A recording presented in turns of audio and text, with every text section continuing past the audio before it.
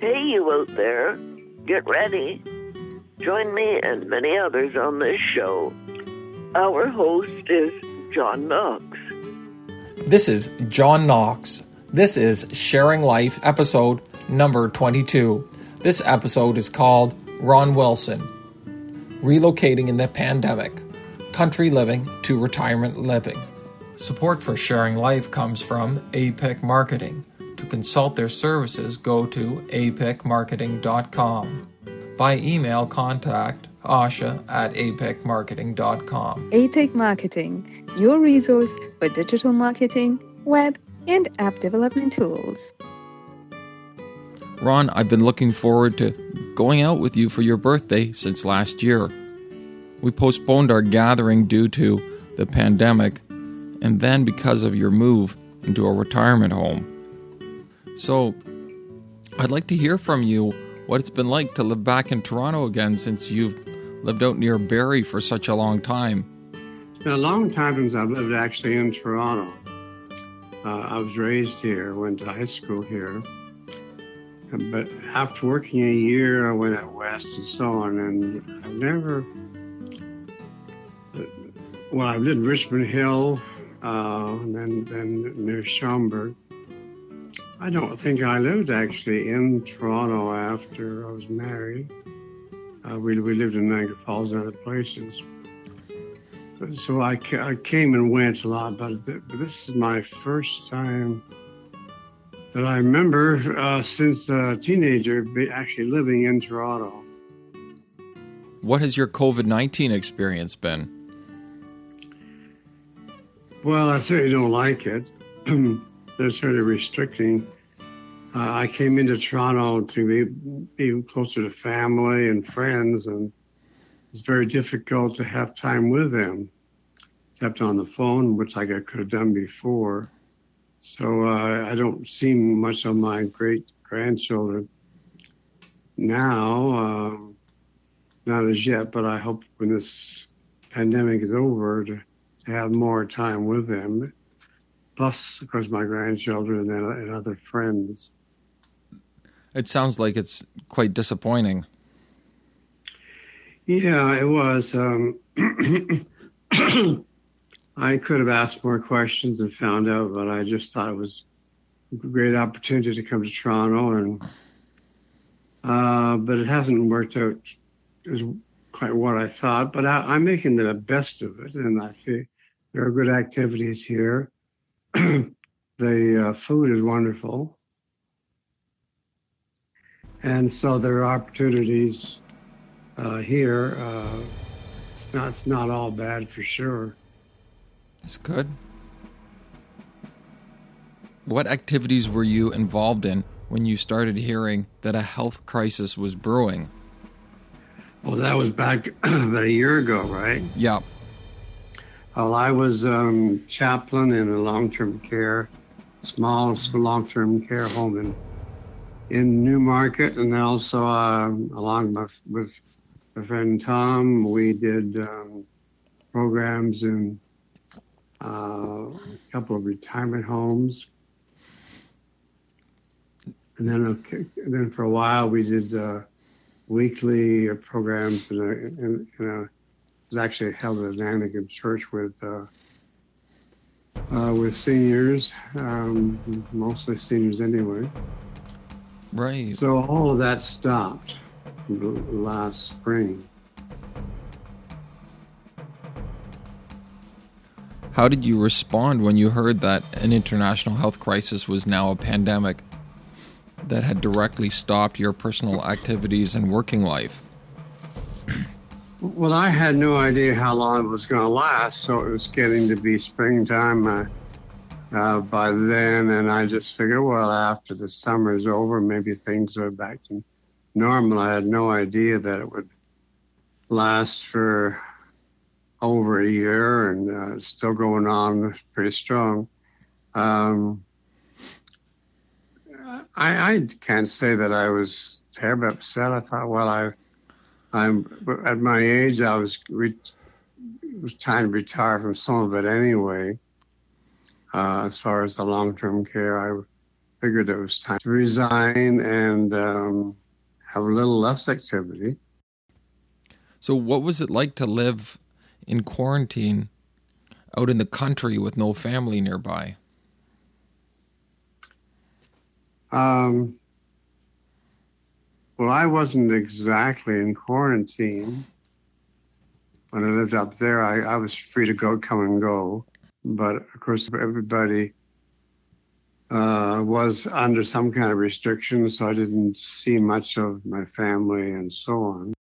So how long did you stay in your basement apartment before moving into your new retirement home? Well, I moved here on October 1st, and then I had a real quarantine for 2 weeks here. Here in my room, I couldn't leave my room. My meals are brought in, and I hardly talk to anybody except with the odd staff member that came in for various reasons. How long have you been at your new retirement home? I moved in here October 1st, and so how many months is that? Let's do that together. October, November, December. So you're basically 7 months, or 6 months, just starting your 7th. That sounds right, yeah. Yeah. So what's the name of the place that you moved to? New Horizon Tower.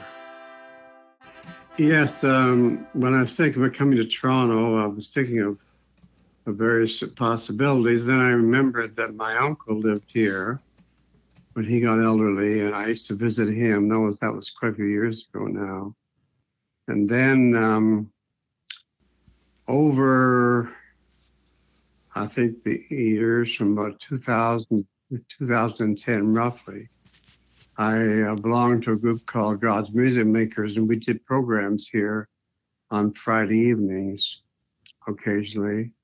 So I, so I sort of knew about it, and I also met a chaplain that was working here. So I was quite, I knew a little quite a bit about the place, right, from my uncle and so on. What was it like when you first moved in? How was the quarantine? Oh, well, maybe the first week or so was okay because I had nice meals brought and I could just rest and relax. And sort of the stuff that I moved in, I had to put things away and find a place for everything. But it got kind of, I wanted to kind of get out and to see the world and meet. I also want to meet people within the building and that sort of thing. So it sounds like it took a long time to meet new people. Well, yes, that's still difficult, actually. This is, with all the restrictions, I go to fitness and I go to a Bible study. And so I got to know a little bit, half a dozen people. And I do meet people a little bit on the elevator going up and down. And the only person I got to know really quite well is one gentleman. Oh, well, it was two. The first was a lady I had meals with. And then things changed, and I have had meals with a gentleman ever since that. So I sit with the same person with every meal. But that's been good. This fellow's proved to be quite a good friend now. So we share things together. Oh. But I would like to meet more people, and I have to be a little more assertive. When the restrictions are over, it'd be much easier then. What is it like now that you're at the retirement home compared to living out in the country? Well, it's a whole different atmosphere in a sense. I look at the window, I see all this traffic and buildings and so on. But I'm quite content here. We have excellent meals in the dining room and getting my housekeeping done. And there are some activities which will increase when this pandemic is over. But to go outside for a walk along Bloor Street is quite different than walking along the country road that I lived on. I wouldn't say that one's better or worse than the other, but both have their interesting aspects. So have you fulfilled your reason for moving into your retirement home? Not really. I do. I still phone my family and talk on the phone mostly.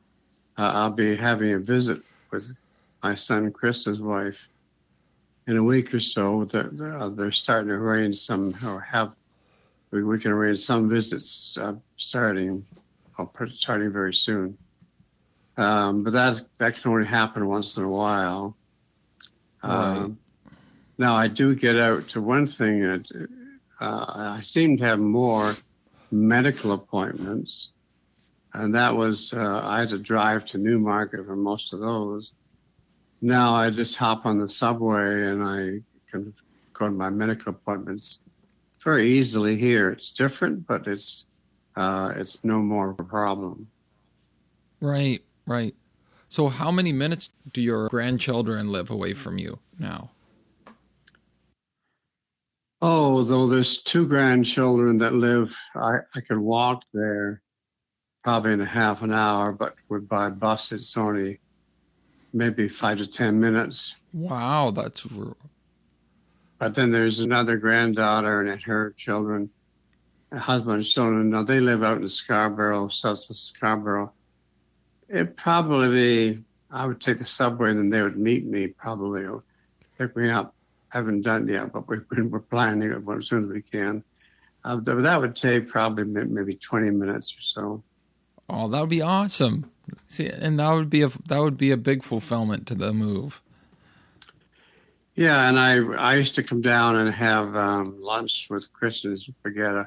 They have a business on the Danforth, and so I think they'll still be coming down. He's changed. His whole business plan has changed, but to have lunch with them now, it would be maybe 10, 15 minutes across the subway to where they are. So you told me you basically met 2 people so far. Do you see that growing? Yeah, a little bit. I've talked a little bit with a fellow that moved in next door recently, and I've been working on it slowly. I haven't pushed it, but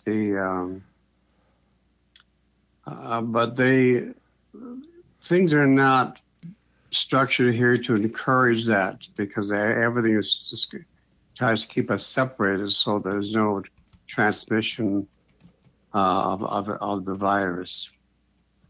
Yeah, it does make it difficult. We talked about meeting up with old family and friends in the city, meeting some new friends in the retirement home. What's the biggest challenge that you face in this new stage of your life? Oh, the biggest challenge.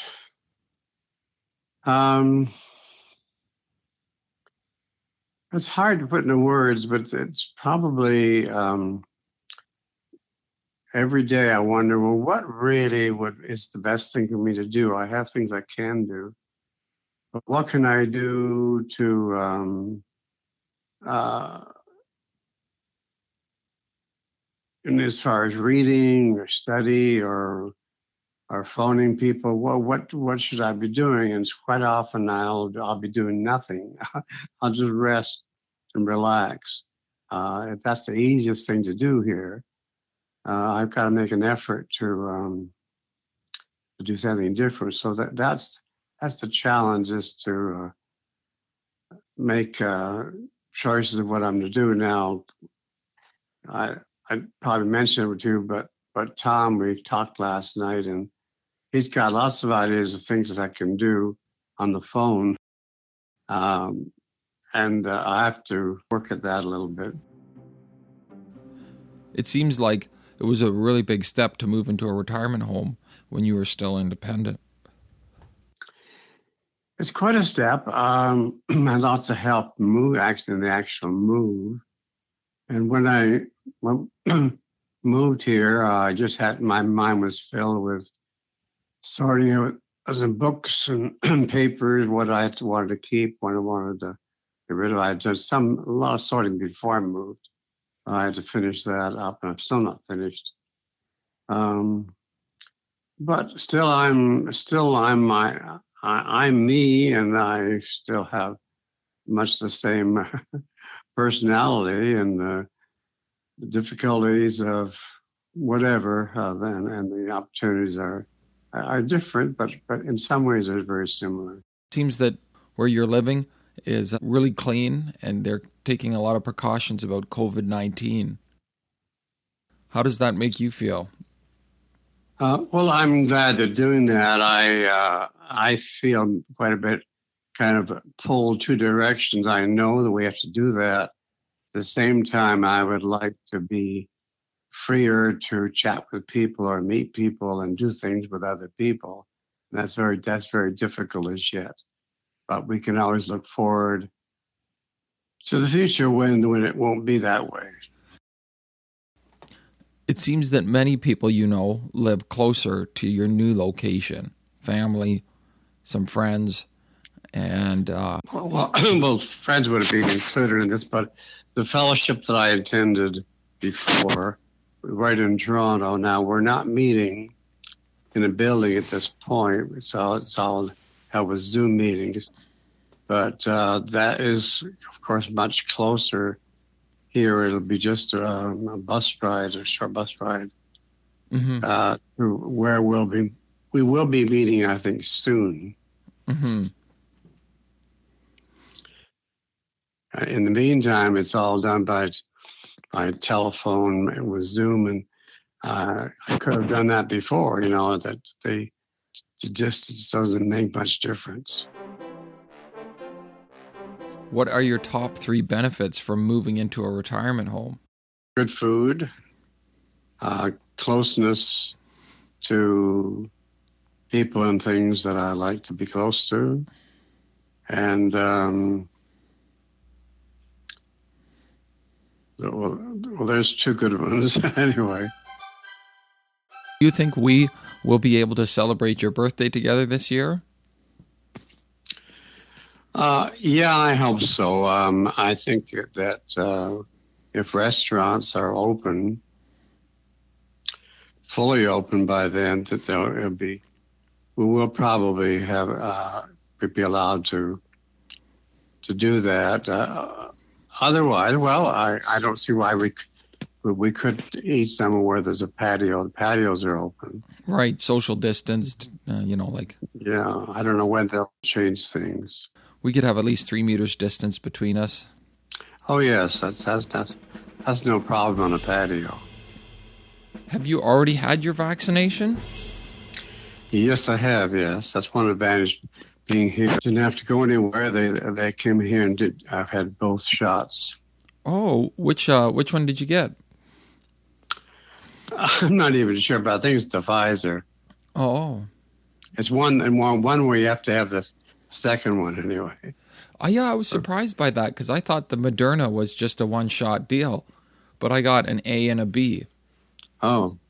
Like I got it a couple weeks apart. Yeah, ours was a little farther apart than that, but not much more. But it was convenient and that sort of thing, yes. Right.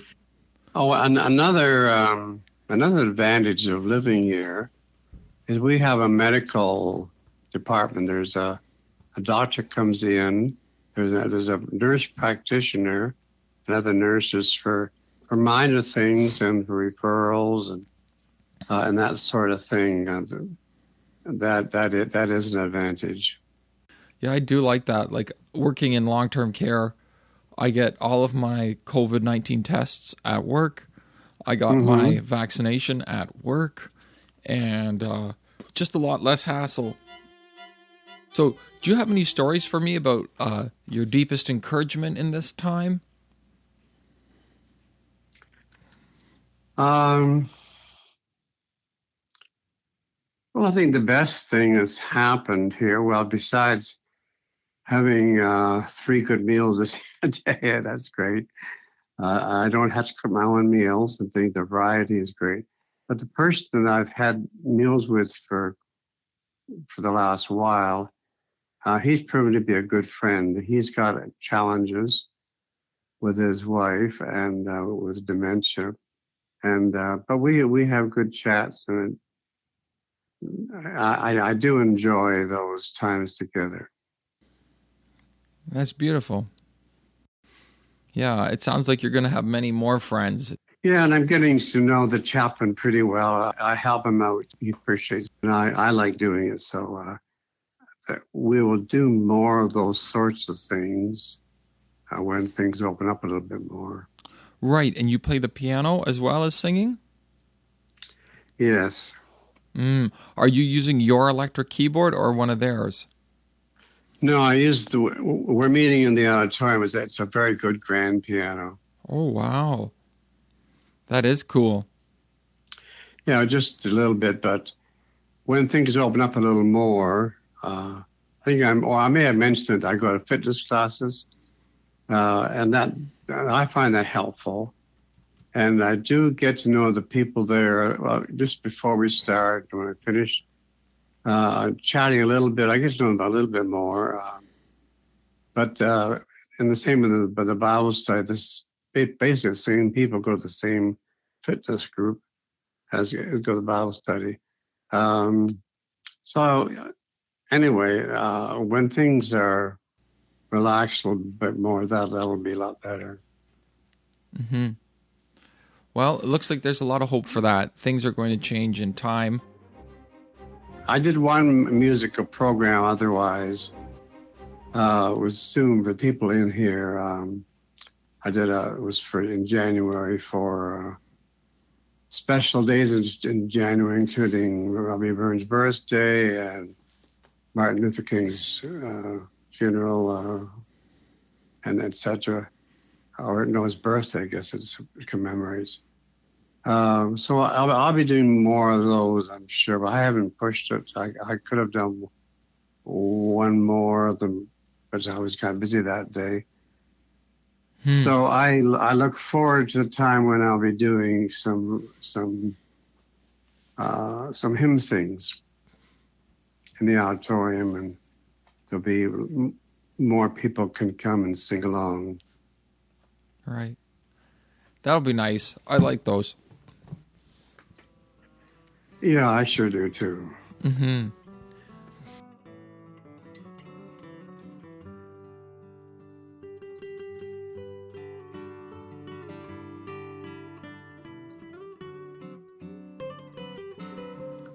You have been listening to Sharing Life. To contact me, use my email address, sharinglifestudios@gmail.com.